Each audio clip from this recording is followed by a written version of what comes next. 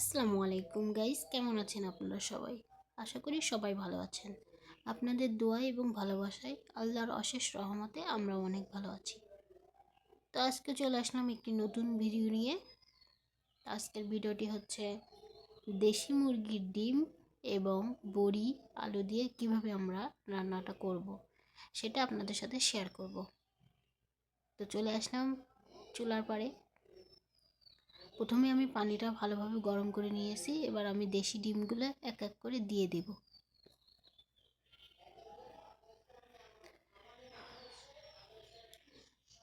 তো ডিমটা ভালোভাবে ফুটিয়ে যাওয়ার পরে তারপর আমি নামিয়ে নেব। তো আমার ভিডিওটি যদি আপনাদের একটু হলেও ভালো লেগে থাকে, প্লিজ আমার চ্যানেলটিকে সাবস্ক্রাইব করে দিবেন, লাইক করবেন, কমেন্টের মাধ্যমে জানাবেন আমার ভিডিওটি কেমন লাগছে। যদি কোনো ভুল ত্রুটি হয়ে থাকে ক্ষমা দৃষ্টিতে দেখবেন।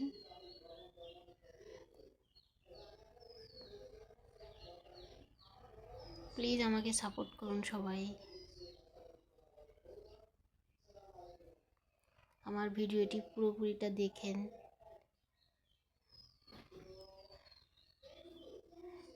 এই যে আমার ডিম সেদ্ধ হয়ে গিয়েছে, এবার আমি তেলটা দিয়ে দিলাম, বড়িগুলো ভেজে নেব।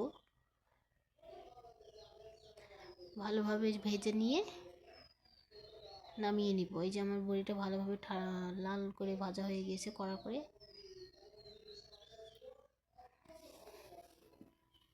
তো এই যে আমার বড়ি ভাজা শেষ, এবার আমি আলুগুলো ভেজে নেব।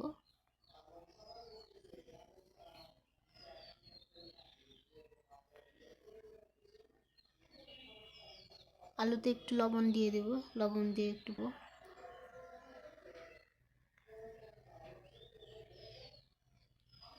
তো দেখতে থাকুন আমি কিভাবে রান্না করছি।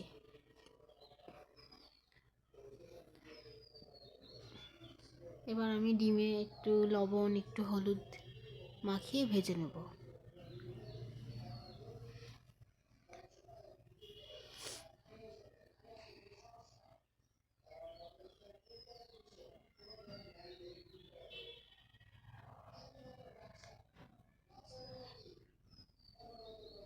ডিমগুলোকে ভালোভাবে কড়া করে ভেজে নেব। খড়ির চুলায় রান্না, আপনাদের তো আগেও শেয়ার করেছি আমার রান্নার ভিডিও।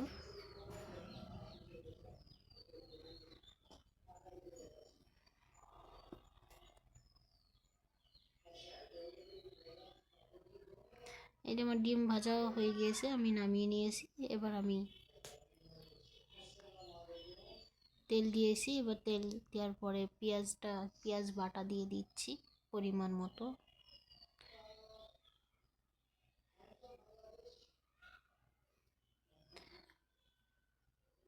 এটাই যে আমি 3 কোয়া রসুন ছেঁচে নিয়েছিলাম হামাল দস্তাতে। একটু নাড়াচাড়া করে জিরা বাটা দিয়ে দিচ্ছি পরিমাণ মতো, একটু আদা বাটা, একটু পানি দিয়ে ভালোভাবে কষিয়ে নিব।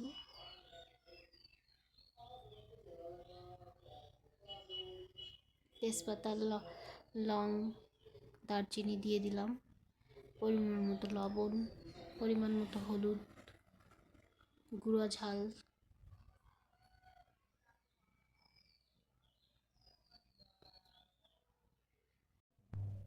ভালোভাবে নাড়াচাড়া করে ভেজে নিব। মশলাটা কষিয়ে নেব। একটু একটু পানি দিয়ে ভালোভাবে কষিয়ে নিচ্ছি। মশলাটা তেল ছেড়ে দিলে এবার আমি বড়িটা দিয়ে দিব। বড়ি দিয়ে আলু দিয়ে কষিয়ে নেব।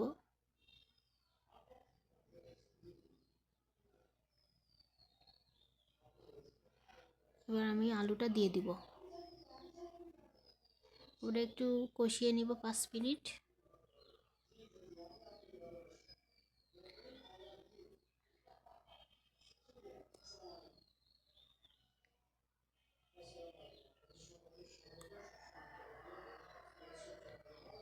কষানো হয়ে গেছে, এবার আমি পরিমাণ মতো পানি দিয়ে দেব। এই যে আমি পানিটা দিয়ে দিলাম। পানিটা ফুটিয়ে যাওয়ার পরে আমি ডিমটা দিয়ে দেব।